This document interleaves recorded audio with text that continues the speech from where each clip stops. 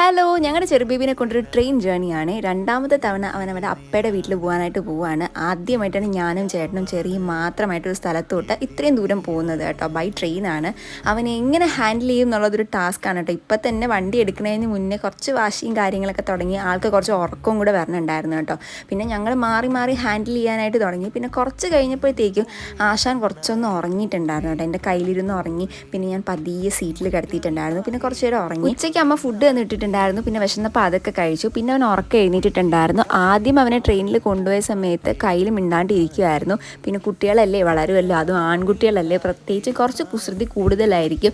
അപ്പോൾ അത് ഹാൻഡിൽ ചെയ്യാനായിരുന്നു നമുക്കൊരു ടാസ്ക് ആയിട്ടുണ്ടായിരുന്നത്. പിന്നെ കുറച്ച് നേരം വീണ്ടും അവൻ കരഞ്ഞ സമയത്ത് ചേട്ടൻ എടുത്തുകൊണ്ട് നടന്നു. അങ്ങനെ സേഫ് ആൻഡ് സക്സസ്ഫുള്ളായി അവനെ ഹാൻഡിൽ ചെയ്ത് നമ്മൾ ഡെസ്റ്റിനേഷനിൽ എത്തിക്കഴിഞ്ഞു. ഇപ്പോൾ എൻ്റെ കുഞ്ഞുവാവേൻ്റെ പുതിയ മൈൽ സ്റ്റോൺസ് ഒക്കെ ഇതാണ് കേട്ടോ. അപ്പോൾ എൻ്റെ ചെറിയ ബേബിനെ ഇഷ്ടപ്പെട്ടാലൊന്ന് ലൈക്ക് ചെയ്യുക, ചാനൽ കൂടെ ഒന്ന് സബ്സ്ക്രൈബ് ചെയ്തേക്കുക. സോ അടുത്തൊരു വീഡിയോ ആയിട്ട് കാണാം.